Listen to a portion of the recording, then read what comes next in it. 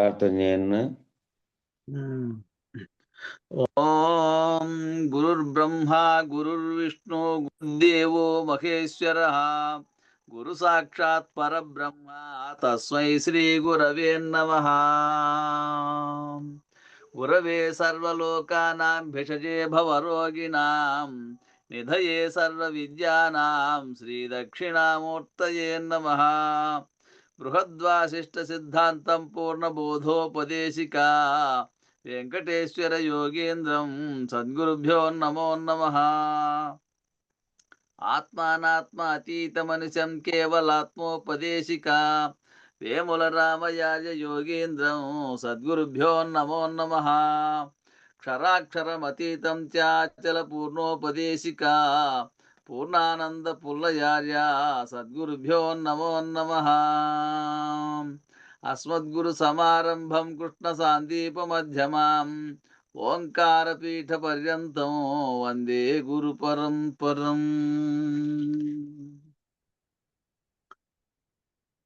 దండము సద్గురుదేవా దండము వేదాంత సారదయ గుణశీల దండము గురు ఓం నిరసన దండము గురు రాజపాకి దండము తండ్రి దండమాఖండ దండము తండ్రి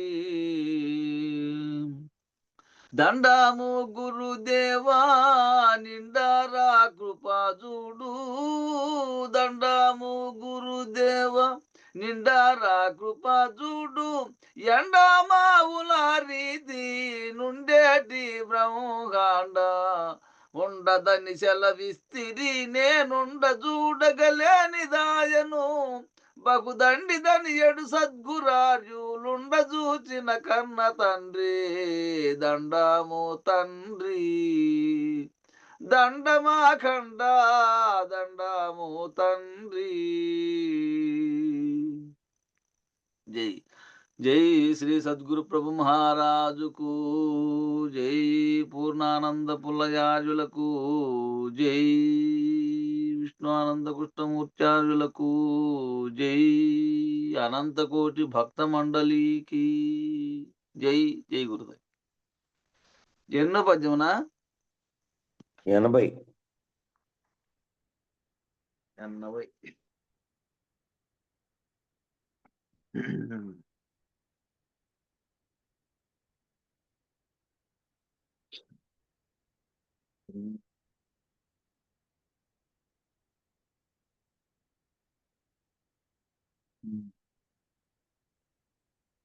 మొదలు పెడుతున్నా.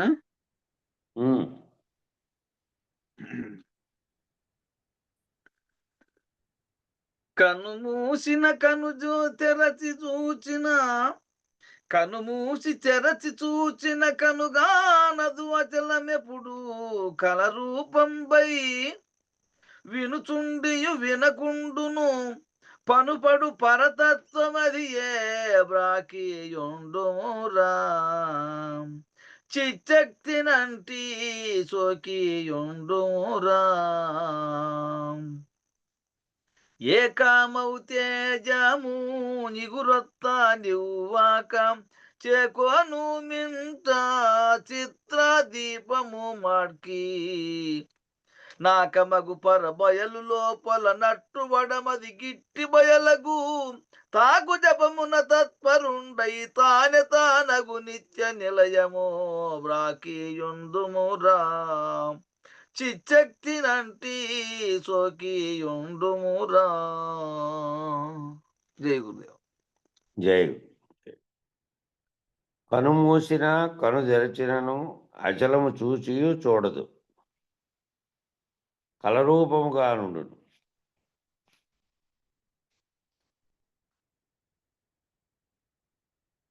వినుచుండియు వినకుండును భ్రాంతి నిర్ణయమై అచలము పట్టుబడితే పరతత్వం అదియే. ఆ విధంగా కన్ను మూసినా లేదంటే కన్ను తెరిచినా అచల స్థితిలో ఉన్నటువంటి వాడు చూసియు చూడదు, చూసినట్టుగా ఉన్నప్పటికీ తాను జైగు. అది చూసి కూడా చూసి చూడనట్టుగా ఉంటుంది. కళ రూపంలో ఉంటుంది. కళ అలా జరిగింది అంటే వ్యవహారం అంతా జరిగింది. కళలో అన్ని రకాలు జరిగినాయి. నువ్వేమేమి వ్యావహారిక జీవితంలో చేస్తావో మెలకువలో అట్లాంటిదే జరిగింది గానీ, కార్యరూపం ధరించలే. కళ రూపంలో జరిగింది. అంతా జరిగింది. మేల్కొని చూస్తే నిజానికి సూక్ష్మ స్థితిలో నీకు భావన చెందింది తప్ప, అది కార్యరూపం ధరించినటువంటి బయట జరిగినటువంటి స్థితిలో జరగలే. వినుచుండియో వినకుండును. విన్నట్టుగా వినపడుతోంది. కానీ దాన్ని విన్నట్టుగా ఉండదు. భ్రాంతి నిర్ణయమై అచలం పట్టుబడితే, ఆ భ్రాంతి ఇదంతా భ్రాంతి. ఈ కనపడుతున్న జగత్తుతో సహా, సర్వము నాతో సహా, ఈ నేను భావన చెందుతున్నదంతా సకలము భ్రాంతియే. ఉన్నది ఎప్పుడూ ఉన్నది. అది బయలుగానున్నది. దాంట్లో ఏ రాకడ పోకడలు గాని, ఏ పరిణామ వికారములు గాని, అది వచ్చుట, పోవుట గాని, అది ఏర్పరచుట గాని, క్రియారూపం ధరించుట గాని ఏమీ లేవు. ఏమీ లేదు అందులో. కేవలం బయలుగానున్నటువంటిది. ఆ భావన గనక చెందితే గురుమూర్తి కృప వల్ల భావన చెంది, ఏ వ్యవహారం చేసినప్పటికీ, ఏం మాట్లాడినప్పటికీ, ఏది చూసినప్పటికీ, ఏది వినినప్పటికీ సర్వము నిజానికి భ్రాంతియే. మాయ చేత తోపింపబడుతోంది తప్ప నిజానికి లేనిది అనేటువంటి గనక నీకు పట్టుబడితే ఆ విషయము, ఇంక నీకు అంతా కూడాను పరతత్వంగా ఉంటుంది. ఇది కళగా ఈ కళ ఇది కళ ఇది వ్యవహారత్వం జరుగుతున్నదంతా కలేను అని నిర్ణయం భ్రాంతి నిర్ణయమే అచలం పట్టుబడితే ఇంక నీకు పరతత్వం అదే. ఇంకా దాంట్లో నుంచి మళ్ళీ ఈ భ్రాంతికి సంబంధించిన వ్యవహారం లేక చూసినప్పటికీ, విన్నప్పటికీ దీంతో తాదాత్మ్యం చెందవు. విని విన్నట్టు, కని కననట్టు ఉంటావు. ఇట్టిది జరుగుటకు ఎరుక నుండి ప్రాకుచు అచలమందుకొనుము. ఇట్టిది జరగడానికి ఏంది? ఎరుక నుండి ప్రాకుచు అచలమనందుకొనుము. ఓ తాడు కట్టారు. ఆ తాడు కట్టి పైకి ఎక్కిపో అన్నారు. ఇటు నుండి తాడు కట్టి పైకి ఎక్కిపోయిన తర్వాత ఈ తాడే ఆ అచలం. మళ్ళా దాంతో పని లేదు. అట్లాగే ప్రపంచం అనే సంసార నౌకను ఈదడానికి ఒక పడవ ఏర్పాటైంది. అది ఎరుక. దాంతో ఉపయోగించుకొని అవతలి గట్టుకు దాటుకో. మళ్ళా అవతల పని లేదు. మళ్ళా వెనక్కొచ్చేవానికైతేనే వెనక్కొచ్చేవాడు ఏం చేసిపోతాడు? దాన్ని తాడు కట్టేసిపోతాడు. మళ్ళా మధ్యాహ్నానికో, సాయంత్రానికో వస్తారు కదా వచ్చి నుంచి మళ్ళీ పోవడానికి. ఇప్పుడు అక్కడ పోలవరం కడితే అదంతా మునిగిపోతుందని మేము మొన్న ఏప్రిల్‌లో బుక్కు రిలీజ్ చేయడానికని ఇది మన కందార్థాలు మళ్ళా పునర్ముద్రించినామే మనము. ఆ కందార్థాల బుక్ చేయడానికని పోలుమూలుకు పోయి అటు నుంచి పాపికొండల దానికి పోతాం కదా. 2 పక్కల అక్కడక్కడ ఎక్కడైతే ఆ నదికి 2 వైపులా గ్రామం వస్తుందో ఆడ మాను ఉంటుంది. ఆ మానికి కట్టేసి పోయింటారు తాళ్ళన్నీ. 5, 6, 7 ఉంటాయి. మళ్ళా దాండ్లలో ఆటికొచ్చి ఆ బస్సు ఉండే గ్రామంలోకి ఎక్కి మళ్ళా ఎక్కడో పోయింటారు. మళ్ళా సాయంత్రం బస్సులో ఆడ దిగి ఇంక మళ్ళా అవతల వాళ్ళ గ్రామానికి ఉండదు. ఈ పడవే ఇప్పుకొని దీంట్లో పోతారు. అట్లా దాటుకుని తర్వాత ఈ దాటుకునేకి ఆ ఎరుకే ఉపయోగపడుతోంది. ఈ దాటుకోవడానికి, భ్రాంతులను దాటుకోవడానికి ఉపయోగించినటువంటి పడవ లాంటిది ఆ ఎరుక. దాటుకొని దాని అవతలికి పోయిన తర్వాత ఇంక నువ్వు పైకెక్కిపోయిన తర్వాత దీంతో పని లేదు. తాడుతో పని లేదన్నట్టు. ఆ ఎక్కిపోవడానికి ఈ తాడు ఉపయోగపడింది ఎరుక అనేది. ఈ ఎరుక చేత పాకుచు అచలమును అందుకొనుము. ఎరుక చేత పాకి పైకి పోయి అచలాన్ని అందుకో ఇంక. ఆ పైనుంచి మళ్ళా కిందికి దిగిరాకు. ఆ పైనుండేక ఇంక అట్లే ఉండేకపోయిండేవాడివి కాబట్టి పైన దిగొచ్చకపోయిండేటివి కాదు. అట్లా అందుకొనుము. ఏ సాధన లేని సాధనలో చిచ్చక్తి వలన కలిగిన ఎరుక తోడ్పడును గాన, ఏ సాధన లేకుండా ఉండే సాధనలో చిచ్చక్తి వలన కలిగిన ఎరుక. ఇది సాధన లేనిది. ఏ సాధన లేనటువంటిది ఇది. ఇది బోధ భావంలోకి అర్థం అవుకుంటూ భ్రాంతి వదులుకుంటూ పోతే ఆ జ్ఞానస్థితి ఏదైతే ఉందో దాంట్లో వచ్చిన తర్వాత దాని యొక్క భావం అర్థమైపోతే ఆ చిచ్చక్తి వలన కలిగిన ఎరుక తోడ్పడుతుంది. ఆ ఎరుక ఏ ఎరుక అయితే ఉందో దాంట్లోనే జ్ఞానాజ్ఞానములు 2 ఉన్నాయి.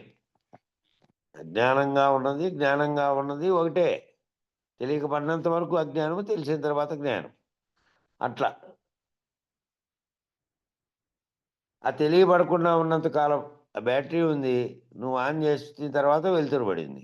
అంతవరకు ఉంది అంటే సాధనమేముంది ఆడ. అట్లా. నీకు నువ్వు తెలియబడే కోసం ఆ ఎరుక ద్వారానే విచారణ జరుపుతున్నావు. అట్లా ఏ సాధన లేకుండా ఉన్నటువంటి దాంట్లో ఈ ఎరుక అనేదే తోడ్పడుతుంది. తోడ్పడి ఆ ఎరుకతోనే ఈ విచారణంతా చేసి, ఆ ఎరుకతోనే భ్రాంతంతా పోగొట్టుకొని, ఆ ఎరుకతోనే ఈ ఎరుక లక్షణం, అచల లక్షణం, సర్వలక్షణాలు దాంతోనే తెలుసుకుంటాను. దాంట్లో అది లేకుండా ఎరుక, తెలివి లేకుండా ఏది తెలుసుకునేది లేదు. ఆ తెలుసుకుని తరువాత ఇంక అది భ్రాంతి పోవడమే. భ్రాంతులన్నీ పోయి ఎరుక రహితమైన తర్వాత ఇక అట్టి ఎంట్రుక వాసి ఎరుక అంటి సోకియుడు అంటే ఇంక శరీరంలో ఉన్న తర్వాత నువ్వు శరీరంతోనే ఉన్నావు. శరీరంతో ఉన్న నీకు ఆ గుర్తెరిగే ఎరుకకు అర్థమయ్యేటట్టు గురుమూర్తి ఈ భ్రాంతి అంతా ఇవన్నీ భ్రాంతులేనని అనేక ఉపమానాలన్నీ తెచ్చి ఆ ఉపమానాలన్నీ రాసుకుంటూ వచ్చి చేశాడు. ఇన్ని రకాల ఉపమానాలు ఎన్ని రకాలు వస్తాయో అయిపోయే లోపు. ఆ గ్రంథాల్లో ఈ గ్రంథాల్లోనే కాక అనేక ఏ గ్రంథాలన్నా తీసుకోండి. రకరకాలైనటువంటి వేదాంత గ్రంథాలన్నీ. అనేక రకాల ఉపమానాలన్నీ ఎందుకు చెప్పుకుంటూ వచ్చారంటే దాంతో పోల్చుకుంటూ నువ్వు ఒక్కొక్క భ్రాంతి పోగొట్టుకుంటావని. అన్నీ పోగొట్టుకోంగా ఏ తెలివితో అయితే తెలుసుకున్నావో దాంట్లో ఒక ఎంట్రుక వాసి ఎరుకన ఉంటుంది. అది ఆ ఎంట్రుక వాసి ఎరుకనే అంటి సోకియుండుము. ఆ ఎంట్రుక వాసి ఎరుకలో ఏం చేస్తావు? ఇందాక పైకి చెప్పినట్టు చూసినా చూడనట్టుగా, వినినా విననట్టుగా భ్రాంతి నిర్ణయమయ్యి జరిగియూ జరగనిది, అయినయూ కానిది. జరిగినట్టుగా జరగనట్టుగాను, అయినట్టుగా కానట్టుగాను తటస్థ రీతిలో 2 వైపులని చూసుకుంటూ నువ్వు దానితో మాత్రం తాదాత్మ్యం చెంది దిగిరాకుండా అచలమునకు దారి ఆ విధంగా ఉంటే అచలానికి దారి. అట్టి ఏకమైనటువంటి చిన్మాత్రమైన తేజముని తిరిగి చిగురింపనివ్వకము. అట్లా ఏకంగా ఉన్నటువంటి అచల స్థితిలో ఉన్నటువంటి దాంట్లో మళ్ళా ఈ చిత్తముతో కూడినటువంటి తేజాన్ని తిరిగి చిగురింపనివ్వద్దు. మళ్ళా చిగురించిందనుకో మళ్ళీ సంకల్పం వల్ల మళ్ళీ కోరికల వల్ల మళ్ళీ యావత్ జగత్తంతా ఏర్పడుతుంది. ఇది రాకడ పోకడికి సంబంధించినటువంటి బీజంగా పనిచేస్తుంది మళ్ళా. కాబట్టి ఆ తిరిగి చిగురించని యొక్క ఆ భ్రాంతులు కానీ మళ్ళీ దాని మీద చింత కానీ ఏది. ఆ విధంగా పరబయలును చిత్రదీపం వలె చూడుము. ఆ విధంగా పరబయలును చిత్రదీపంలాగా చూడు అన్నారు. ఒక చిత్రం వేశాడు గోడకు, బ్రహ్మాండంగా చాలా ఉంది అందంగా. అక్కడంతా బొమ్మ వేశాడు, దేవత బొమ్మ ఏదో ఒకటి వేసి ఓ పెద్ద దీపం పెట్టాడు ఆడ. చిత్రంలో ఉండే దీపం. దీపం లేదా అంటే దీపం ఉంది. అక్కడ ఏదో ఒక బొమ్మ అమ్మవారు లేకపోతే పెట్టి దాని కాడ దీపం పెట్టాడు చిత్రంలో. చిత్రంలో బొమ్మతో మనం వెలుతురుతో చూస్తే ఆ బొమ్మ కనపడుతుంది. బొమ్మలో ఉన్నటువంటి దీపం కూడా కనపడుతుంది. దీపం వెలిగినట్టుగా వెలుగును వెలిజిమ్ముతోంది ఏది బొమ్మలో. ఆ బొమ్మ కనపడడానికి నువ్వు చూస్తే వెలుతురు వేసుకొని ఆ బొమ్మ కనపడుతుంది, దీపం కనపడుతుంది. కానీ ఆ దీపం బొమ్మ వెలుతురు ఇస్తుందా? నీవు అక్కడ చూసేవానికి వెలుతురు లేదనుకోడ. వెలుతురు లేకపోతే దీపం కనపడదు. దీపంలో బొమ్మ ద్వారా నీకు వెలుతురే కనపడదు. ఆ దీపంలో బొమ్మ ఎటువంటిదో ఆ దీపంలో బొమ్మ చూడడానికి ఏం కావాలో అది నువ్వు ఆ వెలుతురును ప్రవేశపెడితే తప్ప అది కనపడదు. అట్లా చిత్రదీపం వల్లే చూడు. చిత్రదీపంలో వెలుతురు లేదు, చీకటి లేదు. బొమ్మ అయితే వేసి పెట్టింది. బయట నుంచి నీకు బాహ్య ప్రకాశం ఉంటే దాన్ని కనుక్కుంటావు, చూస్తావు. లేనప్పుడు లేదు. ఆ విధంగా ఆ రంగుల చిత్రమును చూడుము చిత్రదీపం వలె అనగా రంగుల చిత్రమును గాక ఆ చిత్రమును చూపగల వెనుకనున్న తెలుపును గాని నలుపును గాని కాక మరియు దాని పటరూపం చేసిన గంజి యొక్క గట్టిని గాని గాక తుదకు వీటన్నిటికీ ఆధారమైన వస్త్రమునే చూసినట్టు వస్త్రం మీద వేశారనుకోండి. మామూలుగా పూర్వకాలం వస్త్రాల మీద కుంచెలేసేవాళ్ళు. కాగితాలు ఇవన్నీ లేనప్పుడు ఓ వస్త్రం గట్టిగా 4 కర్రల ఫ్రేమ్‌కి కట్టి దాని మీద ఏసేవాళ్ళు. ఆ గట్టి పడ్డానికి కోసం ఏం చేసేవాళ్ళు, ఆ గంజి అంతా పూసేవాళ్ళు. గంజి పూసి ఆరబెట్టి స్టిఫ్‌గా అయిన తర్వాత దాని మీద చిత్రాన్నంతా ఏసేవారు రంగులతో. కాబట్టి దాని మీద ఉండే తెలుపు, నలుపు, పటరూపము, గంజి, ఆ పటరూపం చేయడానికి ఏర్పడిన గంజి గాని, తుదకు దానన్నిటికి ఆధారమైనటువంటి వస్త్రాన్ని గాని, వస్త్రం మీద చూస్తున్నట్టు ఆధారం గాని, దానికి ఆధారం ఏదుంది, ఆ బట్టగా ఉండే దాని మీద ఏశారు. ఆ బట్ట మీద ఇవన్నీ ఏయడానికి కారణమైనోడు చిత్రకారుడు ఒకడున్నాడు. ఆ చిత్రకారుడు దాన్ని అద్ది, దాన్నేమో చేసి ఎట్లా చేయాలో దాని మీద ఏయడానికి ఏమేమి ఉపకరిస్తాయో అవన్నీ చేశాడు వాడే. కానీ ఆ బట్టకేమైనా సంబంధం ఉందా? ఆధారమైన బట్టకేమైనా సంబంధం ఉందా? దాంతో ఏ సంబంధం లేదు. ఆధారమైన వస్త్రాన్ని చూస్తుంటే ఆధారం గాని పరబయలందు దృక్కు దృశ్య వ్యవహారం లేనట్టుగానే చూడుము. పరబయలుగా ఉన్న దాంట్లో అది ఏ దానికి దీనికి ఆధారం కాదు. ఈ ఆధారమైనటువంటి వస్త్రము దీని మీద ఏయాలనే సంకల్పము ఇదంతటిని కల్పించిన వాడు ఒకడున్నాడు. ఆ కల్పించిన వాడంటే నువ్వే. ఆ కల్పించింది నీకు మనసులో పుట్టి ఆత్మలో నుంచి ఏ విధంగా వచ్చింది ఈ సంకల్పం వచ్చి ఇదంతా సర్వజగత్తు అయిందని సాంఖ్యంలో చెప్పినట్టు ఇయన్నీ రావడానికి సంకల్పించినవాడే కారకుడు. అంతేగాని పరబయలుగా ఉన్నటువంటి దానికి ఇది ఆధారము కాదు. ఈ దృక్కు దృశ్య వ్యవహారములన్నీ దాంట్లో లేనే లేవు. అది పట్టించుకోదు. ఈ చూసేవాని దృష్టిలోనే ఉన్నాయి తప్ప అవన్నీ లేనట్టుగా చూడుము. పరబయలులో లేవు. బయలుగా ఉందది. సర్వవ్యాప్తమై ములుగుచ్చు సందు లేకుండా ఉన్నా అంతటా వ్యవహారం ఇదంతా జరుగుతూ ఉన్నా ఈ చిత్ర విచిత్రాలన్నీ అదేమాత్రం స్పందనతో దీంట్లోకి లీనం కాకుండా ఉంది. దీన్ని పరికించనే లేదది. దాంట్లో ఏమీ లేదు. చిత్రమునకు వస్త్రము కారణము కానట్టు చిత్రానికి వస్త్రం కారణం కాదు. వేసేవాడు కారణం. పరబయలు దేనికిని కారణం కాదు. ఆ పరబయలుగా ఉన్నది ఈ జగత్తుకు గాని, జగత్తులో ఉన్నటువంటి ప్రకృతికి గాని, అందులో ఉన్న జీవులకు గాని, అందులో జరిగే కారణ కార్యరూపాలకు కానీ దేనికి సంబంధం కాదది. పరలోకమని పిలువబడేటి పరబయలు లోపల ఏమీ లేదని ఎంచి, ఆ పరలోకం అని అంటాంటారు. ఆ మతం వాళ్ళు అంటున్నారు, ఈ మతం వాళ్ళు అంటున్నారు, అన్ని మతాలోళ్ళు. ఆ పరలోకం అనేది నిజానికి పరబయలు అనేటువంటి పిలువబడేటువంటి దాంట్లో ఏమీ లేదని ఎంచి, ఆ పరలోకం అనే దాంట్లోనే ఏమీ లేదు అనేది తెలుసుకుంటే ఇక్కడనే ఏదో సచ్చిన తర్వాత పరలోకం పోతాంటే యాటి నుంచి ఈడ శరీరం ఈడబాయే. అదేమో దాంట్లో ఉండే గుర్తెరిగే చైతన్యం అది చేసినటువంటి సంచిత ప్రారంభ కర్మలను బట్టి అది ఇంకో బీజ రూపంలో ఉన్నటువంటి ఎరుక మళ్ళీ ఉపాధి ధరించుకోవడానికి పోయింది. ఇక పరలోకానికి ఏది పోయింది?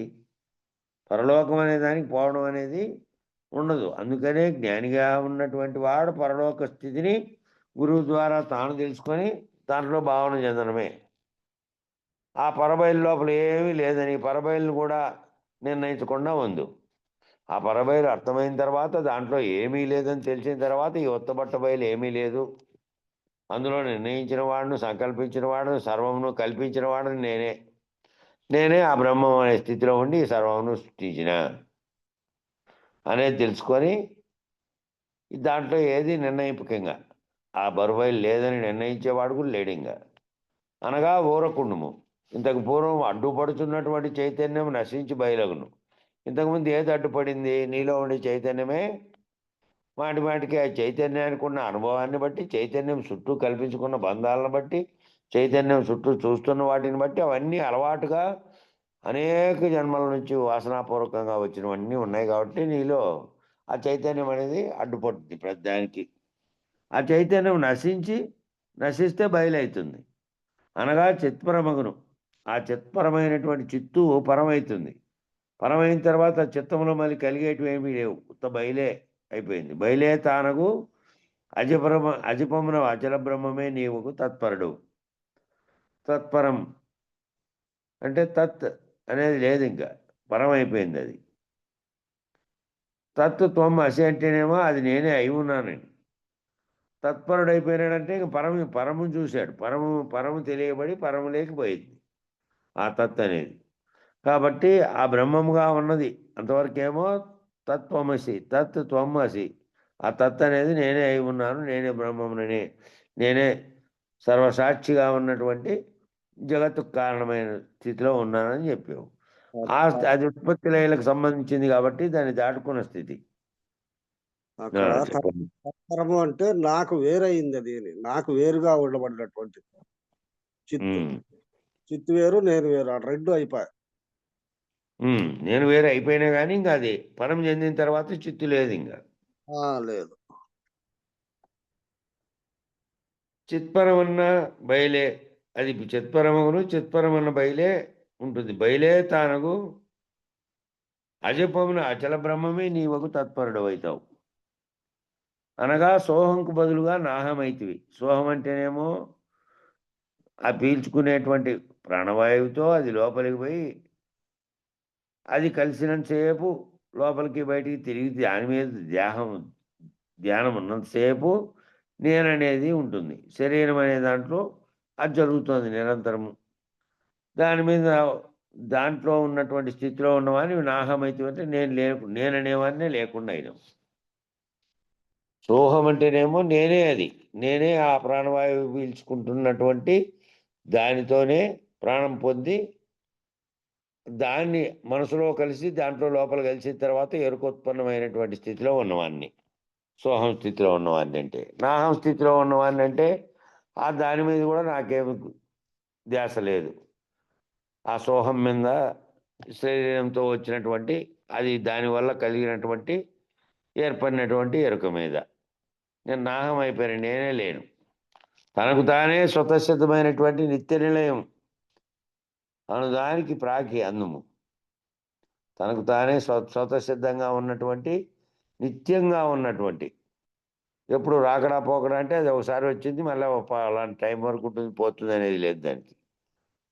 అట్టా దానికి ప్రాకి ఉందుము, ఆడుండు. ఇంకా అచల మంది చెదరక చిశక్తినంటి సోకి ఉన్నచో నీకు చిత్రహాస్యం బట్టబయలగును. అచల స్థితిని తెలియబడి ఆ చిశక్తి దాన్నంటి ఉన్నప్పటికీ ఏది ఉన్నదో, ఏది సోకి ఉన్నదో నీకు చిత్రహాస్యము బట్టబయలగును. బట్టబయలుగా ఉన్నటువంటిదేమో కదలదు మెదలదు. దాంట్లో ఏది కల్పించి నీకు ఏది సోకడం ద్వారా ఈ చిత్తం అనేది వ్యవహారం చేస్తుందో దాని యొక్క రహస్యం తెలుసుకుంటే గురుమూర్తి చేత, అది లేకుండా పోతే అది కలవలే అయితే, అది తెలుసుకుంటున్నది వ్యవహరిస్తున్నది అంతా కలగలాగా అయిపోతే బట్టబయలుగా ఉన్నటువంటి దాంట్లో ఏ కళ లేదు, ఏది కార్యరూపం ధరించేది లేదు. ఆ స్థితిని తెలుసుకోగలుగుతావు. చిత్రహాస్యం తెలిసిన తర్వాత అది భ్రాంతిజమని నిర్ణయం అయితే ఉన్నది ఏదో ఉన్నది.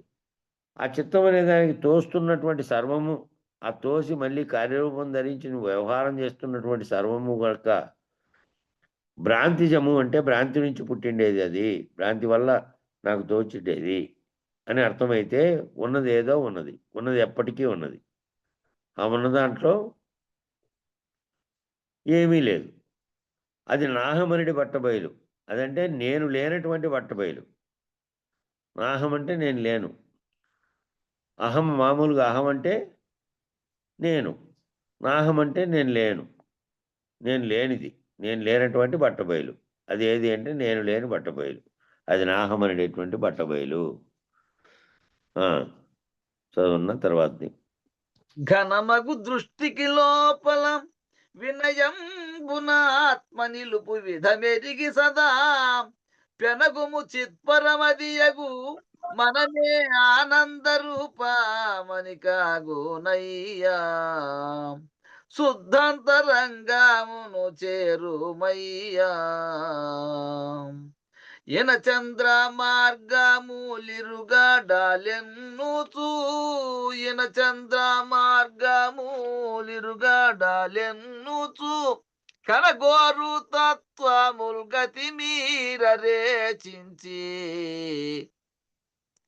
తనువు దీరెడు పూరకంబును దగిలి యుక్తిని మించి కుంభక తనివి దీరెడు పూరకంబును తగిలి యుక్తిని మించి కుంభక మననమందుము నిర్భయం బగు మానసౌక సత్యలోకము మణికాగునయ్యా శుద్ధాంతరంగమున చేరుమయ్యా. జై గురు.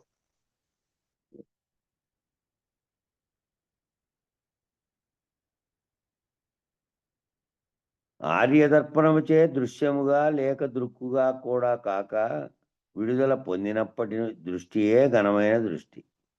లోచూపుచే అనకవతో ఆత్మను నిలుపుటకు అవసరమైనటువంటి విధము నెరుగుము.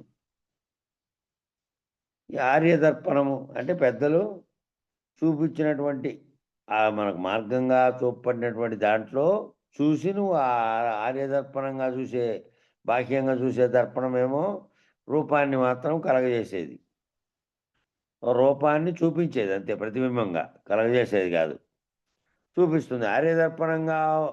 ఆర్యదర్పణం చేత అంటే పెద్దలు చూపించబడినటువంటి దాంట్లో చూసి దృశ్యముగా లేక నువ్వు దృశ్యంగా చూడకుండా దృక్కుగా కూడా కాక అంటే ఏ దృక్కు చేత నువ్వు చూసావో దాన్ని అది కూడా లేక విడుదల పొందినప్పటి దృష్టియే ఘనమైన దృష్టి. ఎప్పుడు విడుదల పొందావు దేని నుంచి అంటే బాహ్యంగా కనిపించేటటువంటిది దాన్ని దాటి కనిపించేదాన్ని దాటి దాని నుంచి విడుదల పొంది ఆ విడుదల పొందడానికి ఏ దృష్టి నీకు ఉపయోగపడిందంటే ఆర్యదర్పణం చేత నీకు ఆ దృష్టిని దాటేటువంటి కలిగింది. ఆ దృష్టియే ఘనమైన దృష్టి. అది లోపల చూసే దృష్టి, బాహ్యంగా చూసే కంటితో చూసే దృష్టి కాదు. కాబట్టి లోచూపుచే అనకవతో ఆత్మను నిలుపుటకు అవసరమైన విధము నెరుగు. ఈ లోచూపుతే అంటే జ్ఞాననేత్రం చేత చూసి దాన్ని ఈ వ్యవహారం అంతటిని గురుమూర్తి కృప చేత చెప్పిన దాన్ని నువ్వు లోపల దృష్టితో చూసి అనకువతో ఆత్మను నిలుపుటకు అవసరమైన విధము నెరుగు. ఆ అనకువతో ఉండి ఆత్మను నిలుపుటకు అంటే ఆ ఆత్మ చేతనే దాని ప్రకాశం చేతనే ఈ అంతరంగ చతుష్టయము మరియు దాని చేత ఈ దేహం అనేటువంటిదంతా కదలికలు జరుగుతున్నదానికి కారణమైంది. కాబట్టి ఎరుకకంతటికి కారణమై ఉన్నది. కాబట్టి అది ఆ ఆత్మను నిలుపుటకు అవసరమైన విధము నెరుగు. దాంట్లో సంకల్పాలు పుట్టి దాంట్లో ఈ ఎరుగబడేటువంటి ఎరుక అనే దాన్ని ఆ కదలికలు అనేటివి లేకుండా చేసుకోవడానికి దాన్ని ఆత్మను నిలుపుకోవడానికి అవసరమైన విధాన్ని ఎరుగు. ఆ ఎరిగిన విధముగా నిశ్చలాత్మస్థితి కుదురుకొంటకు ఎడతెగని రీతి పెనుగులాడు. ఆ ఎరుగుతున్నటువంటి ఆ ఆత్మను గురించి ఎరుగుతున్నటువంటి దాంట్లో నుంచి మళ్ళా నిశ్చలాత్మస్థితి. నిశ్చలాత్మ అంటే ఆత్మ నిశ్చలంగా ఉండడం. అది మళ్ళీ కదలికలతో కూడుకొని ఉండడం అంటే సర్వము ఏర్పడుతుంది దాంట్లోనే. అది నిశ్చల స్థితి పొందుకోవాలంటే దాంట్లో ఏ రకమైనటువంటి ఇవన్నీ వికల్పాలు లేనటువంటి నిర్వికల్ప స్థితి రావాలి. అది ఆ స్థితి కుదిరే వరకు ఆ కుదురుకొనుటకు ఎడతెగని రీతి పెనుగులాడము. ఎడతెగని రీతి పెనుగులాడము అంటే ఎడతెగని రీతిలో దాని గురించి విచారించమని. ఎరుక ఏ విధంగా నీకు తోచి నీకు సంకల్పించి సర్వమును నీలో కలగజేస్తూ ఉంటే ఒకవైపు అది లేనిది అది నిజంగా తోచినది కేవలం కలవంటిది అని కలగాలంటే ఈ రకమైనటువంటి భావములో పెనుగులాట జరగాలి. ఈ పెనుగులాడము అంటే ఏ రీతిలో అది ఆత్మగా ఉన్నటువంటిది కుదురుకొని నిశ్చల స్థితి చేరుకునే వరకు పెనుగులాడు, చేరుకునే వరకు భావన చేయదు. ఈ విచారణ అంతా దాని కొరకే. అదే చివరకు చిత్పరమగును. ఆ చివరకు అదే చిత్పరమగును అంటే అదంతకదే కాదు.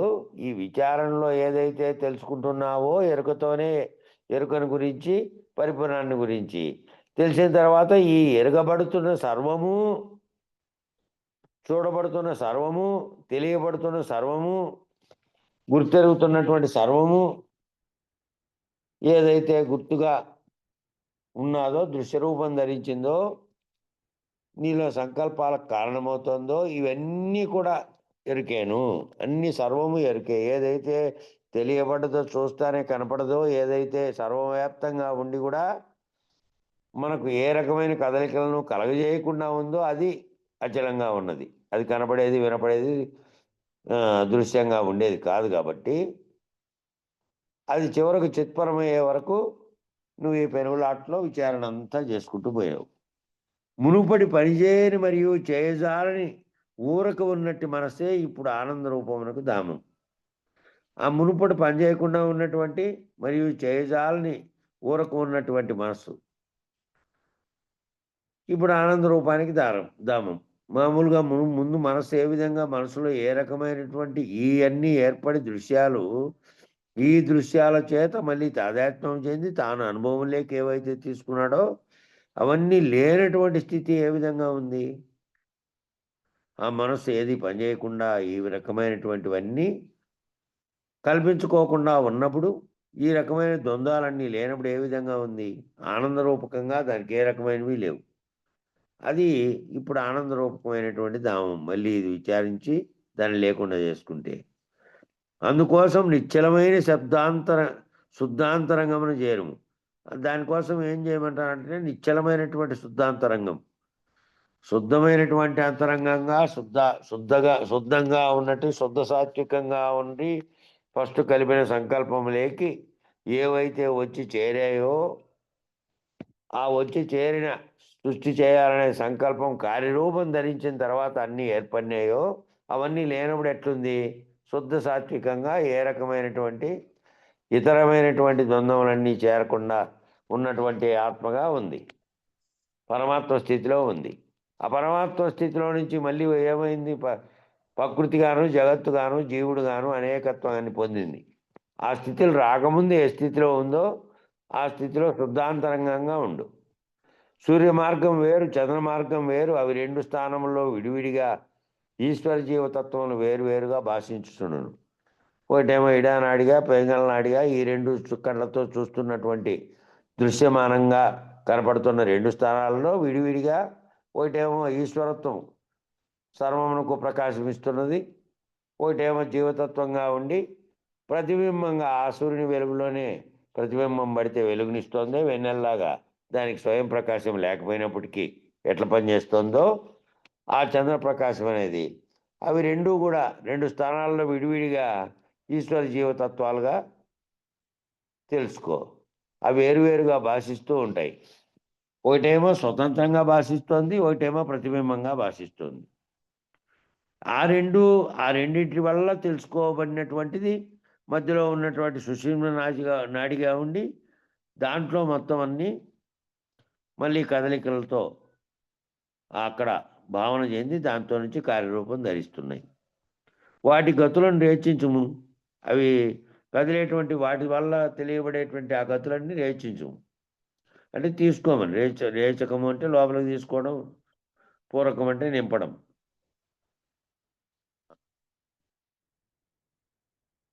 అనగా అట్టి నిర్ణయమును వదిలివేసాను. రేచించమంటే వదిలివేయం వాటి గతులను.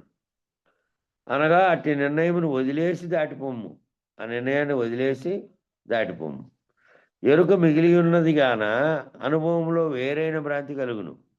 మళ్ళీ ఎరుక అనేది కొంచెం ఉంది అని చెప్పాడు కదా. అవన్నీ వదిలేసి భ్రాంతి పోయినప్పటికీ అనుభవంలో వేరైన భ్రాంతి కలుగుతుందంట. అనుభవంలోకి తీసుకున్నప్పుడు. ఎందుకంటే కొంచెం ఉన్నటువంటి తెలియబడుతున్నటువంటిది ఉంది కదా, ఏది కారణమైనదో దాన్ని పోగొట్టుకున్నప్పటికీ అనుభవరీతిగా ఉన్నటువంటి భ్రాంతి కలుగుతుంది. ఆ భ్రాంతి వదలటే రేచకం.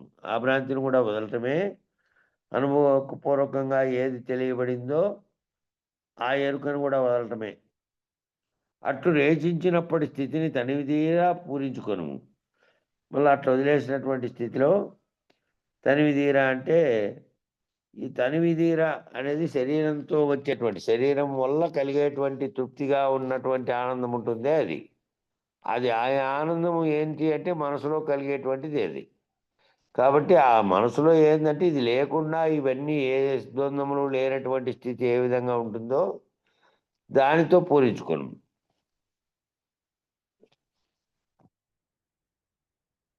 అట్టి పూరకమును దాకి యుక్తితో మించుము. అట్టి పూరకాన్ని అంటే దానితో నింపుకొని ఏది ఏ భ్రాంతి చేత భ్రాంతి కలిగిండేది ఆ భ్రాంతి అన్నీ పోయినప్పటికీ, అన్నీ దాటి వేసినప్పటికీ అనుభవంలో ఒక రకమైనటువంటి భ్రాంతి ఉంది కాబట్టి అనుభవంలో ఉన్నటువంటి ఎరుకను కూడా వదిలేసి దాన్ని అట్టి పూరకాన్ని దాకి యుక్తితో మించుము. ఆ యుక్తి ఎట్లా వస్తుంది? ఆ యుక్తితో మించుము అంటే ఆ యుక్తి గురుమూర్తి చెప్పాల్సిందే. దాన్ని దాటుకునేటువంటి అనుభవపూర్వకంగా మిగిలిపోయినటువంటి కొంచెం ఎరుకగా ఉన్నటువంటి తెలియబడుతున్నటువంటి అది కూడా యుక్తితో మించాలంటే ఆ యుక్తి చెప్పడానికే ఇవన్నీ చెప్పారు. రకరకాలైనటువంటి ఉదాహరణలు చెప్పి గురుమూర్తి. కాబట్టి అది గురుమూర్తి చెప్పి నేను దాటించాల్సిందే. యుక్తితో మించడం అంటే ఆ యుక్తి ఆ యుక్తిని చూపించే గురుమూర్తే దాటించాలి. నువ్వు ఆ యుక్తిని అందుకోవాలి. ఆ విధంగా పాత కొత్త స్థితిలో రెండింటినీ మీరినట్టి స్థితిని కుంభించు. పాత స్థితి అంటే పాత స్థితులన్నీ నీలోనే ఉన్నాయి. పాత పద్ధతిలో నీ చిత్తంలో ఏమేం కలిగాయో అవన్నీ వాసనాపూర్వకంగా అవన్నీ జ్ఞప్తిగా ఉన్నాయి. కొత్త స్థితిలో రెండింటిని అంటే కొత్త స్థితిలోకి వచ్చేళ్ళకి ఏమైంది? ఈ జ్ఞాపకంగా ఉన్నవి, ఈ వ్యవహారం జరిపినవి, ఈ సంకల్పించినవి, దీని ద్వారా నేను చేస్తున్నానని కలిగినటువంటి భ్రమ, ఈ సర్వము పోయింది. ఈ సర్వమునకు కారణమైందే పోయింది.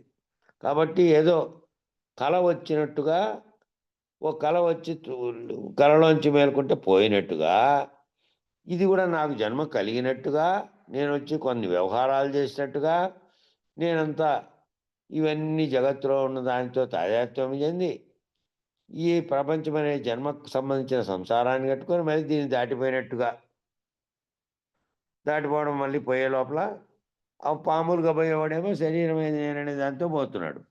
వీడు విచారించిపోతున్నాడు. ఈ శరీరం ఉన్నంత వరకు జరుగుతున్న సర్వమును కలగా భావించిపోతున్నాడు. ఈ విచారించినటువంటి వాడు ముందే ఇదంతా జనన మరణం అనేటువంటి కళ అని భావించిపోతున్నాడు. కాబట్టి ఆ కుంభక స్థితిని మరణంలో అందుము. అప్పుడు నీకు జనన మరణ భ్రాంతి తొలగి నిర్భయుడగుదు. ఈ జననము మరణం అనేటిదంతా ఎప్పుడైతే నీకు కలగా తోచుతుందో ఇదంతా కేవలం భ్రాంతి.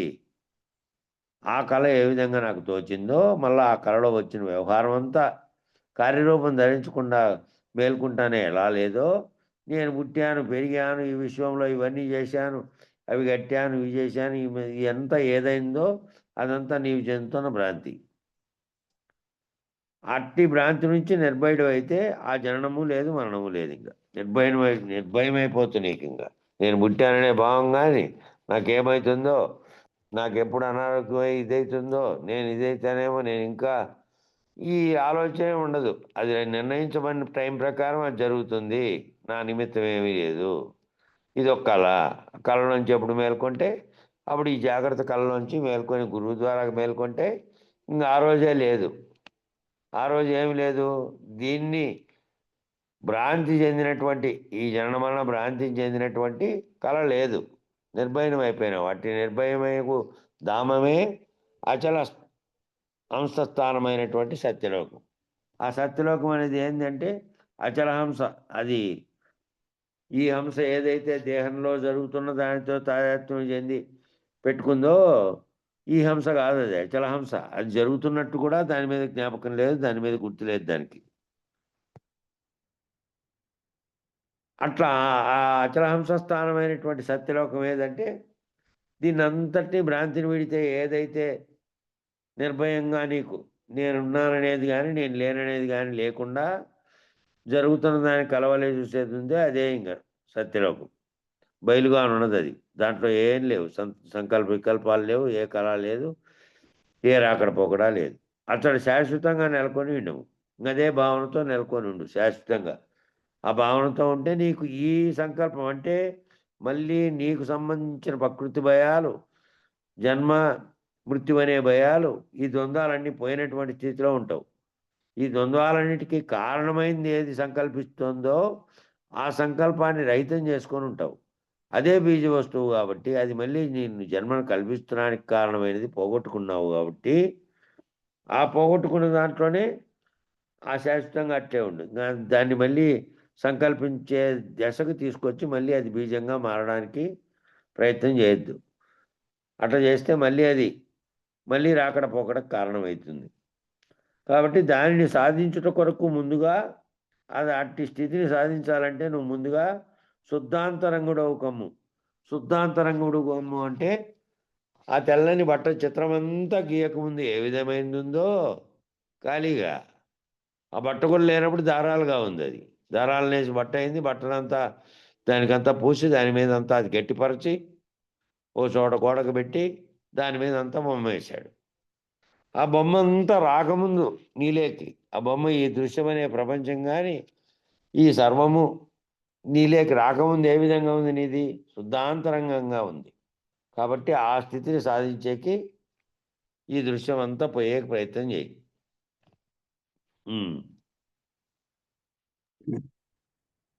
తడవేటికి నీకింకను జడియకు నిర్భేద పరమా చైతన్యములో విడువని జ్ఞప్తిని పూనుక బెడబడకను నీలో నీవై పిరుగోనుమయ్యా ఉపలబ్ధుడై మురియో మోయయ్యా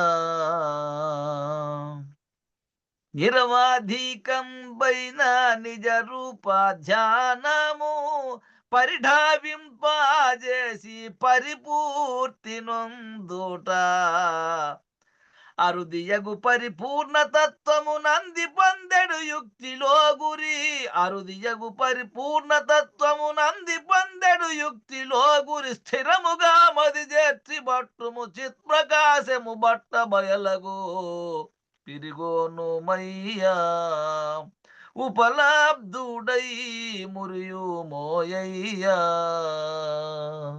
జై గురు. ఇక ఆలస్యం ఎందుకు? ఇంకా ఆలస్యం ఎందుకు? భేదింపబడజాలని పరమ చైతన్యంలో అలవాటు పడగా అట్టి జ్ఞప్తిని విడువని జ్ఞప్తిగా పోని ఉండుము. ఇక జంకు భయము వలదు. చలించక నీలో నీవే పెనవేసుకొని ఉండుము.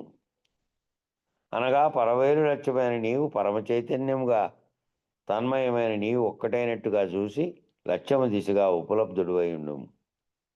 కాబట్టి ఇంక ఆలస్యం ఎందుకు నీకు? కాబట్టి ఏది తెలుసుకుంటే ఇక సర్వమును మిగిలినవన్నీ తెలుసుకోవాల్సిన అవసరం లేదు. ఏది తెలుసుకుంటే ఈ సర్వమునకు సంబంధించినటువంటి జ్ఞప్తి అంతా పోతుందో అది తెలుసుకొని భేదింపబడజాలని పరమ చైతన్యంలో అలవాటు పడగా ఈ చైతన్యమేమో ఈ తెలుసుకుంటున్నటువంటి తెలివితో కూడిన చైతన్యం. ఈ చదవడం, చూడడం, వినడం, చేస్తుండడం, వ్యవహారం చేస్తుండడం, ఈ సర్వం సంకల్పించడం, వికల్పించడం అనేటువంటివన్నీ చేస్తున్న ఎరుక స్థితిలో ఉంది. ఇదంతా భేదింపబడవచ్చు. దీన్ని అంతటిని విచారణ చేయవచ్చు, ఛేదింపబడవచ్చు, అన్నీ చేయొచ్చు. ఇదంతా ఈ రకమైనది కానటువంటి పరమ చైతన్యంగా ఉన్నటువంటిది ఏదంటే ఏదైతే దేంట్లో ఈ సర్వము వచ్చి ఏర్పడిందో అదేమీ చేయట్లేదు. ఆ స్థితిలోకి అలవాటు పడగా అట్టి జ్ఞప్తిని విడువని జ్ఞప్తిగా పూని ఉండుము. ఆ జ్ఞప్తి ఏదైతే ఉందో దాని గురించినటువంటి తెలుసుకున్నటువంటి జ్ఞప్తి ఆ జ్ఞప్తిని విడువని దానిగా పూని ఉండుము. ఇక జంకు భయం వలదు. గురుమూర్తి చెప్పినటువంటి రెండు మాటలని నీ అంతరంగంలోకి తీసుకుంటే ఒకటేమో ఈ ఒత్త బట్ట బయలులో ఏమీ లేదు, ఇంకా ఏమి నీతో సహా ఈ జగత్తుగా భావించబడినతో సహా ఏమీ లేదు. కొత్త బట్టబయలే ఎప్పటికీ శాశ్వతంగా ఉంది. మధ్యలో వచ్చి పోతున్నటువంటి రాకడా పోకడ కలిగింది, కలవలే జరుగుతోంది ఇది. కాబట్టి మూలం లేని గుర్తెరిగే ఎరుక లేనే లేదు, ఏ కాలమందునూ లేనే లేదు అనేటువంటి రెండు గట్టిగా జ్ఞప్తిలో ఉండాలి. అవి నిరంతరం అదే ఉండాలి. దాని భావనలో వేరేటివి లేవు. వేరేటివిగా భావించేటువంటి భయాలు, వేరేటివిగా భావించేటువంటి లేకుండా ఉంటే ఇక జంకు లేదు నీకు. ఇంకా ఈ జగత్తు గురించి, లేకపోతే నీ శరీరం గురించో, లేకపోతే నీ సంకల్ప వికల్పాలన్నీ రహితమైనటువంటి స్థితిలో నువ్వు కనుక రెండే విషయాలు జ్ఞప్తికి ఉండాలి. ఒకటి ఉత్త బట్టబయలుగా ఉన్నదే ఎప్పటికీ అప్పటికీ శాశ్వతంగా ఉన్నది. దాంట్లో జగత్తుగా వచ్చినదంతా కలవలే వచ్చింది.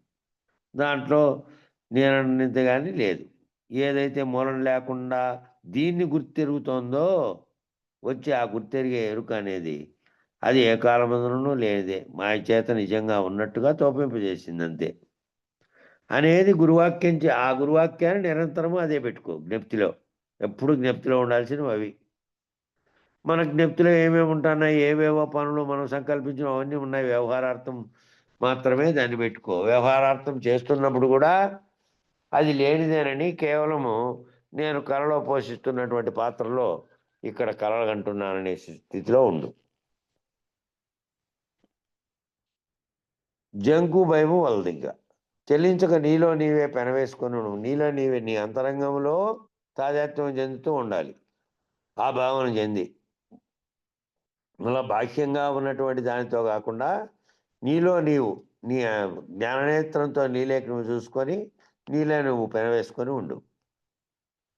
అనగా పరబయలు లక్ష్యమైనటువంటి నీవు, పరబయలుగా ఉన్నటువంటిది ఏది ఉందో అది లక్ష్యంగా నీవు పరమ చైతన్యంగా తన్మయమైనటువంటి వానివై ఈ జగత్తుతో తన్మయం చెందినట్టు కాకుండా నేను లేనట్టుగా ఆ ద్వంద్వములన్నీ లేనట్టుగా ఉత్తమ బయలుగా ఉన్నటువంటి స్థితిలో ఉంటే ఏం లేదు.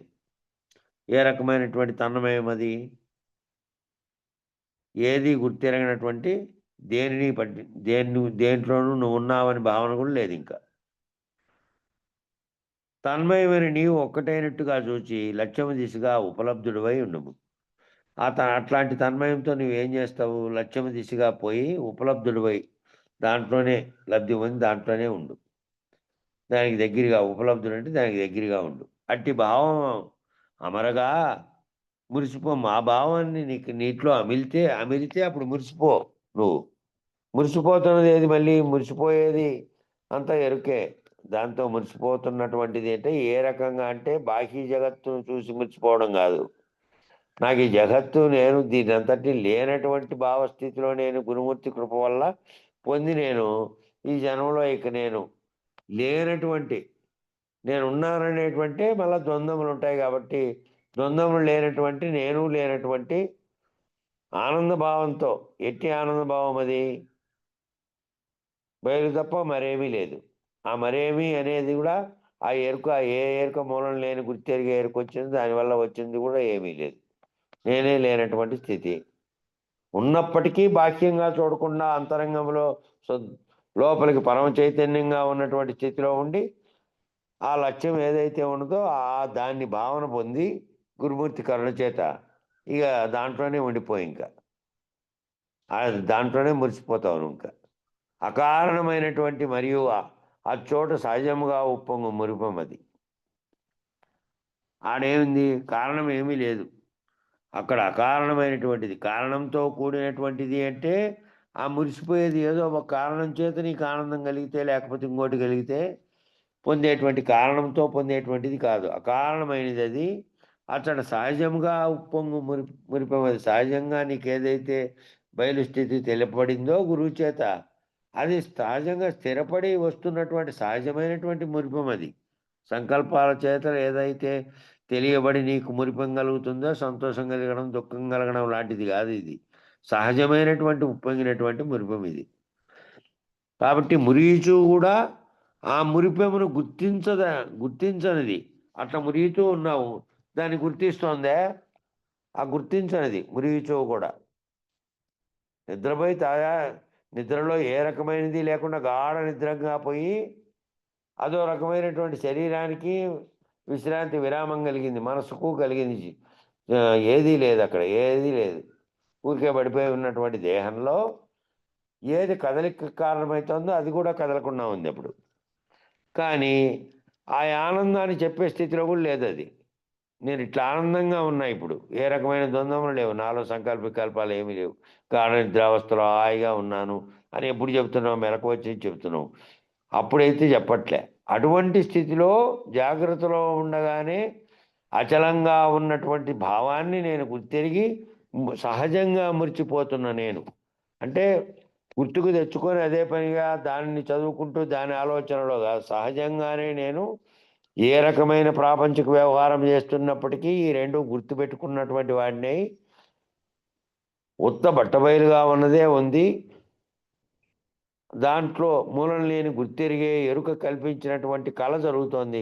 ఈ కళలోంచి నేను గురుమూర్తి చేత మేలుకొని సహజ సిద్ధమైనటువంటి మురిపంలో ఆ మురిపాన్ని కూడా ఏ మురిపం అయితే పొందుతున్నానో ఆ మురిపాన్ని కూడా గుర్తించనిది. అట్టి ఎల్లలు లేనట్టి ఏ ఎల్లలు లేవు. ఇటు నుంచి ఇటు దాకా ఉందనే ఎల్లలు ఏం లేవు. నిజరూప ధ్యానమును చేయింపజేసుకొని ఆ నిజరూపమైనటువంటి ధ్యానం ఏది అంటే నిరంతరం ఆ రెండింటిని గుర్తుపెట్టుకొని ఆ జ్ఞప్తిలో ఉండడమే, తాను లేనటువంటి స్థితిలో ఉండడమే. ఆ తాను లేనటువంటి స్థితిలో ఉంటే పరిపూర్తి పొందేది. ఆ విధంగా ఉంటే పరిపూర్తి పొందుతావు. ఇది దీనికి ఆశ్చర్యకరమగు చెప్పన్నా. దీనికి ఒక ఖండార్థం ఉంది. చెప్పన్నా, పర్వాలేదు, టైం ఉందిలే. బావా చెప్తావా బావా? చిత్తరుగు రంగు గోడల ఎత్తెరగను తెలిసినావో నేనా బావా? ఇక చెప్పు బాబాయ్, నువ్వు ఒకటేనో సిద్ధాము నీట్లో. నాకు ఆలాపన రాదు. చిత్తరుగు రంగు గోడల ఎత్తెరగను తెలిసినావు నీవు ఇప్పుడు నీ చిత్తమున ఎరుకను జగమును ఉత్తమయులు అట్టు తెలియ మూహతోడుతను తెలిసి ఊహ జగములను ఆ తెరగున చేస్తే ఆవలి మాట ఇత్తెరగని తెలియ ఎవరుండరు అటు మీద తెలిసి విడు ఊహ జగములను. అది కరెక్ట్ గా సరిపోయింది. చిత్తరు రంగు గోడల నెత్తెరగున తెలిసిన నీ చిత్తమున నీవిప్పుడు నీవిప్పుడు నీ చిత్తమున ఉత్తబయల్నట్ల తెలియు ముఖ తోడుతాను. అట్లే కదా, తెలిసి విడు తెలిసి విడు ముఖ జగములను అత్తెరాగున చేస్తే యావాలి మాటను ఇత్తెరాగున తెలియ ఎవరుండేరటు మీద ముఖ తోడుతాను. తెలిసి విడువు ముఖ జగములను. దీనికి దానికి సరిపోయింది. అదే ఆ రంగు గోడలు చిత్తరు రంగు ఇవన్నీ వేయకుండా ఉన్నప్పుడు ఏ విధంగా ఉంది? స్థిరమైన రీతిలో ఉంది. ఏ రకమైన మరకలు లేకుండా, ఏ రకమైనటువంటి దృశ్యం అనేది లేకుండా ఉంది. ఆ లేకుండా ఉన్నటువంటి దాని మీద ఓ చిత్రకారుడికి సంకల్పం పుట్టింది. వాని ఊహలో ఉంది. దాని మీద వేసేటివన్నీ ఊహలోనే ఉన్నాయి. ఆ ఊహలోంచి కార్యరూపం ధరిస్తానే ఓ రంగు తీసుకున్నాడు, చిత్రం అంతా రూపొందించినాడు. అందులో నదులు వేసినాడు, అందులో మనుషులు వేసినాడు, జంతు జీవాలు మళ్ళాడుతున్నట్టు వేసినాడు, జీవులను వేసినాడు, సుందరమైన ప్రకృతి వేసినాడు, పక్షులను వేసినాడు, చెట్లను వేసినాడు, అన్నీ వేసినాడు. అంతా నీ ముందర దృశ్యరూపం అయిపోయింది. ఆ దృశ్యరూపం లేకముందు ఏముండేడా? ఏం లేదు, ఒట్టిది ఉండే. ఈ దృశ్యరూపం కారణానికి కారణమైంది పోయిన తర్వాత దాన్ని ఊహించి నువ్వు నీ ఊహలో నీ మధ్యలో ఈ సంకల్పాలతో కూడినటువంటి ఈ ఎరుకతో సహా ఈ సర్వము లేనప్పుడు, ఈ జగత్ అనే దృశ్యమే లేనప్పుడు ఏముండే? బయలుగా అనున్నటువంటిది ఉండే. అది నీ ఊహతో కనుక్కొని ఏ ఊహతో కనుక్కున్నావో ఆ ఊహతో సహా ఎరుకను విడిచిపెడితే ఇంక అవతల నేను ఉన్నానని చెప్పడానికి కానీ, అది ఉందని చెప్పడానికి కానీ, ఇది తెలిసిందని చెప్పడానికి కానీ, ఇది లేనిదని చెప్పడానికి కానీ లేదు. అదంతా విచారణలో ఎరుక చేతనే తెలియబడింది. ఎరుక చేతనే తెలియబడి ఆ ఎరుకను కూడా వదిలేసింది.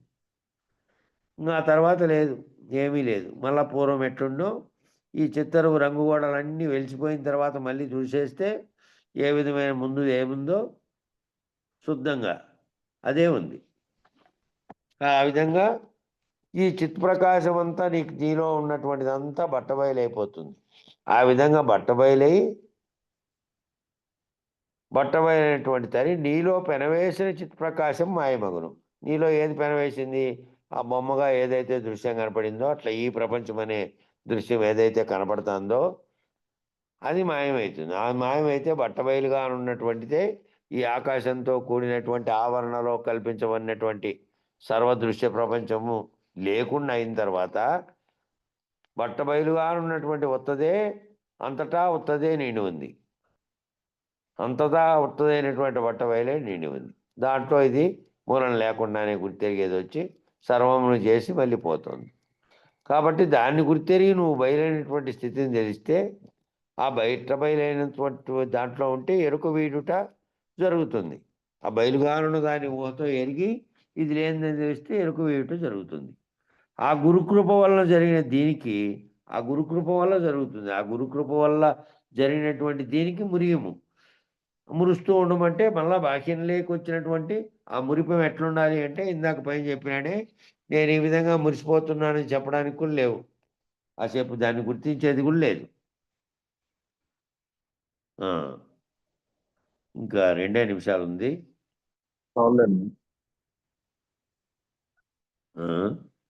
2 నిమిషాలు ఉంది. పద్యం ఒకటి చెప్పి సాధిద్దాంలే. పద్యం ఒకటి చెప్పు.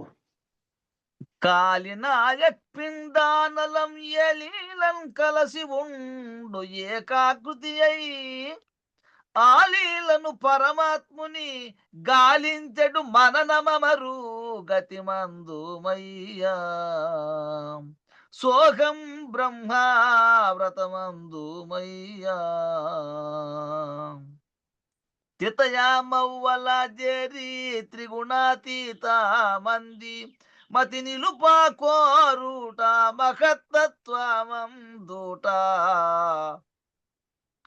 చతురుడై నిమ్మరచి ఉండెడు చంద్రకాంతికి లోను వెలిగా చతురుడై నిమ్మరచి ఉండెడు చంద్రకాంతికి లోను వెలిగా అతులితం బగుబట్ట బయలున అంది పొందెడు తన్మయత్వము గతి నందుమయ్యా సోహం బ్రహ్మావ్రతమందుమయ్యా.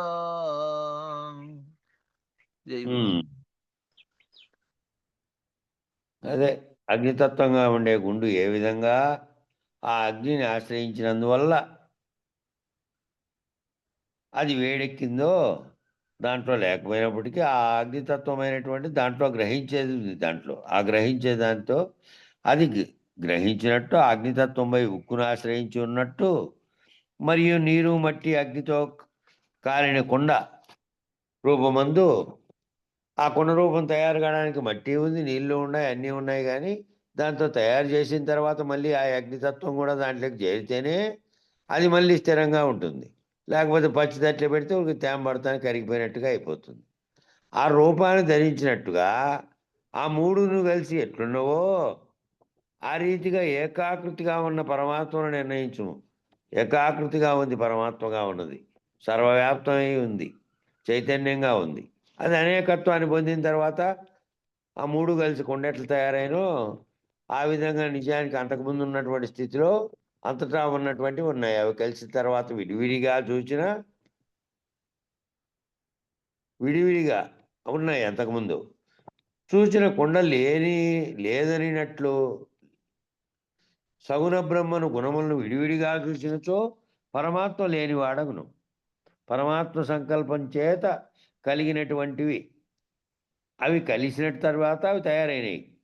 కలవడానికి కొండ తయారు చేయడానికి ఎవరికో సంకల్పం మదిలో పుట్టి ఇట్లా చేస్తే ఇది ఇట్లా ఉపయోగపడుతుందనే ఆలోచన వచ్చి తయారైంది. అది అట్లా ఆ ఆలోచన చేసినటువంటిది దానిని చేసి కొండ లేనిదన్నట్లు నిజానికి మట్టి రూపంలో మట్టే ఉన్నట్టు అట్లా అంతటా నిర్ణయించమనే చైతన్యంగా ఉన్నది, సగుణ బ్రహ్మముగా ఉన్నది. గుణములను విడివిడిగా చూసినచో గుణాలతో కూడకుండా బ్రహ్మం వచ్చినప్పుడు ఏమైంది?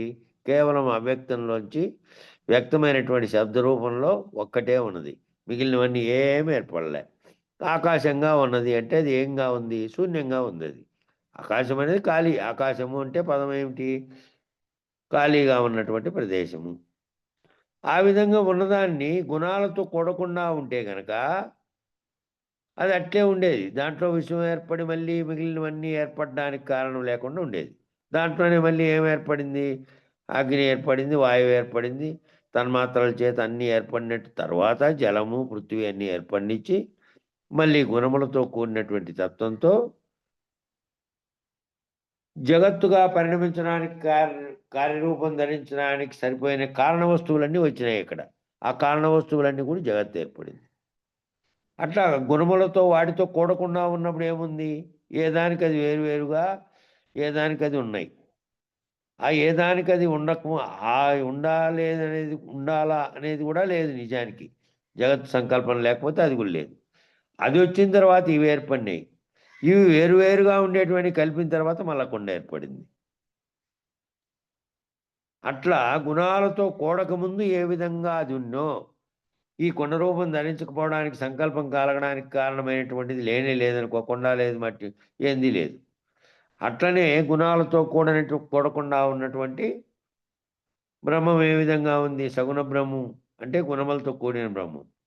గుణములతో కూడకముందు ఏ విధంగా ఉంది? కేవలం ఆకాశాత్మకమైనటువంటి ఖాళీగా ఉంది.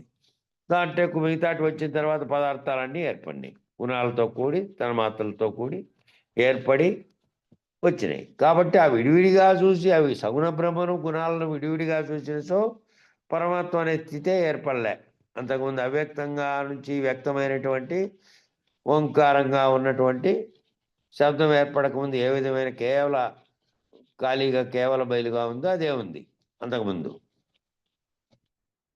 కాబట్టి పరమాత్మ లేనివాడైతాడు. పరమాత్మే లేనప్పుడు, పరమాత్మే లేని స్థితిలో ఉంది. అప్పుడు పరమాత్మ ఏర్పడడానికి కారణం ఆ బ్రహ్మంగా ఉన్నది వ్యక్తమైన తర్వాత మిగిలిన గుణాలతో కూడి ఏర్పడింది.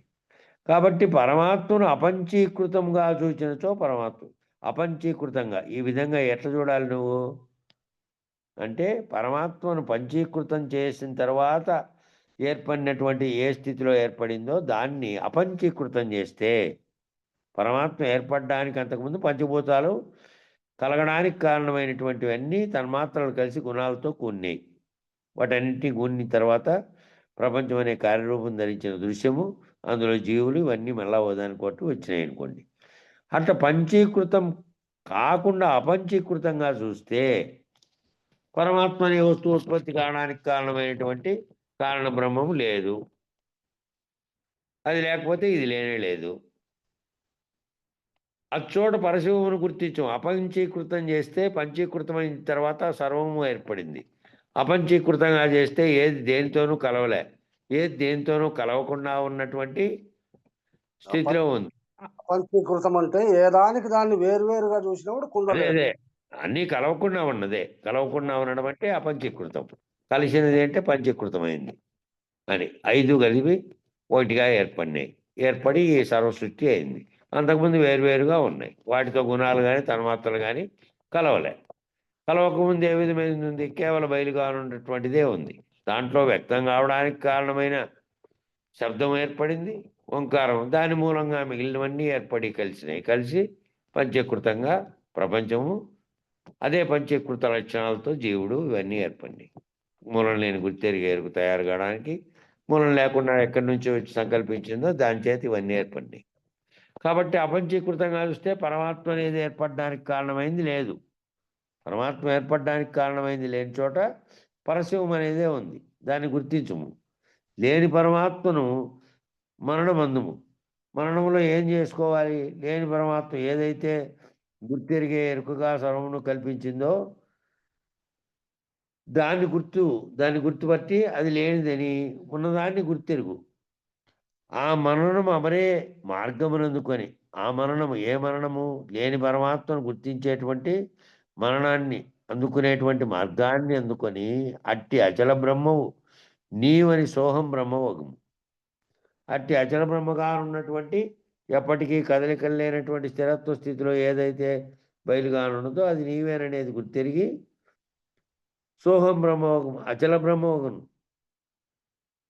నీవు ఏదైతే అయ్యావో అయినటువంటి శారీరకంగా కాకుండా నీ మూలం లేని గుర్తెరిగే ఎరుక రహితమైతే ఏ బయలు స్థితిలో ఉందో ఆ బయలు స్థితిలో ఉన్నటువంటి స్థితిలో నువ్వు ఆ బ్రహ్మముగా, సృష్టికి కారణమైన బ్రహ్మముగా కావద్దు. ఎరుక బ్రహ్మం కాకుండా ఆ బ్రహ్మముగా నిజమునికి అది నాహం బ్రహ్మ అంటే నేను లేనటువంటి బ్రహ్మం అది. అహం కానీ నేను దేని చేత మహదంకారం ముట్టి సృష్టికి కారణమైన బ్రహ్మమైందో దాంట్లో నేననే ఈ బ్రహ్మం అనేటువంటి వాడు పుట్టాడో ఆ నేననేటువంటిది లేనిది, అది ఎరుక లేనటువంటిది అది. అట్టి సోహం బ్రహ్మమును దీక్షావ్రతమందులు. అట్టి స్థితిని అట్టి స్థితిలో నేను నిలకడ చెంది ఉండేదాన్ని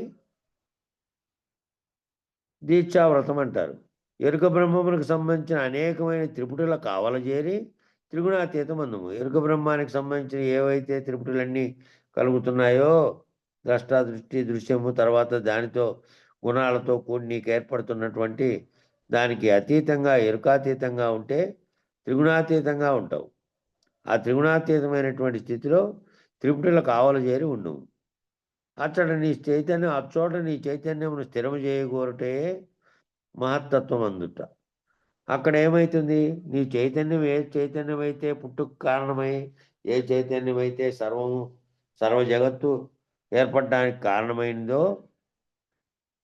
ఆ చైతన్యము స్థిరంగా ఉండటం. అక్కడి నుంచి మళ్ళీ కిందికి దిగి వస్తే మళ్ళీ ఒక్కటొక్కటిగా ఏర్పడినవి ఉన్నాయి.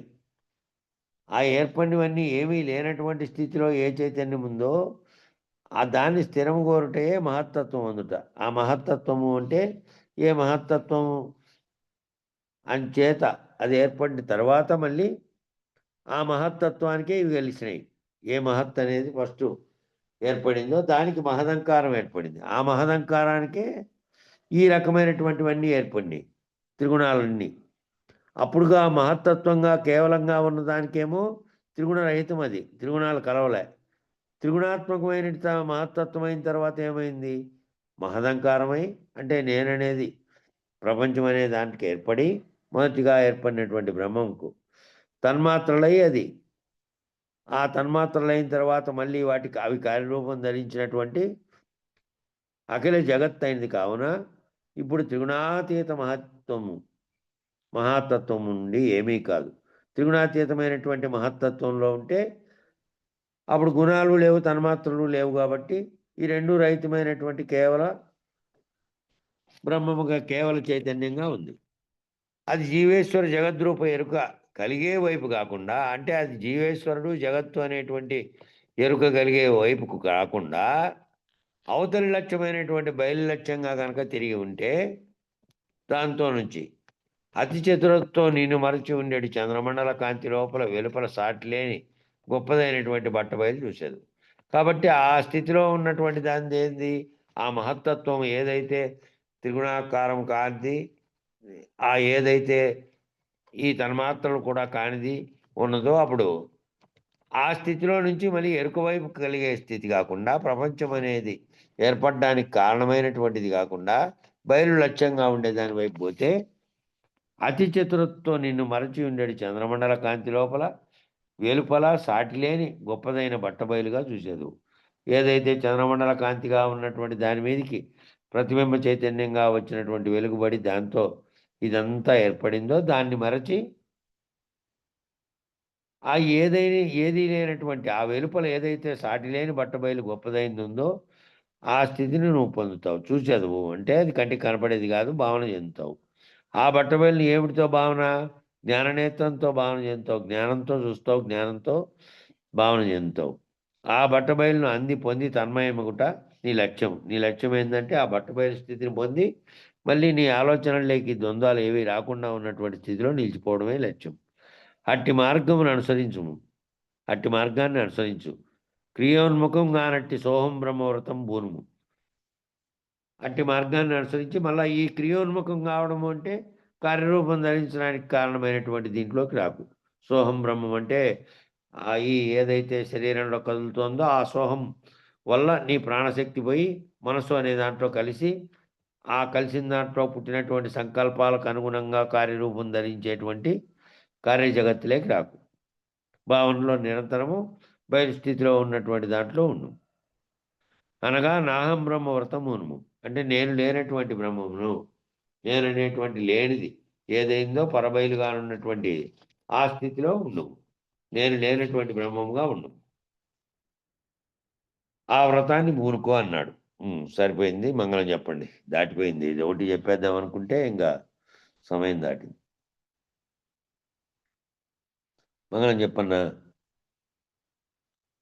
మంగళం మంగళంబు శ్రీ పుల్లయార్యులకు మంగళంబు సర్వము శుభము కోరే సద్భక్త జనులకు మంగళంబు మంగళం గురుదేవాయ మహనీయ గుణాత్మనే సర్వలోక శరణ్యాయ సాధురూపాయ మంగళం.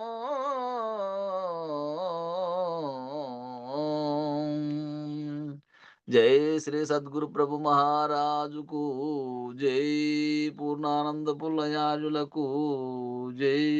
విష్ణు ఆనంద కృష్ణమూర్త్యాజులకు జై. అనంత మండలికి జై. జై గురుదేవ. జై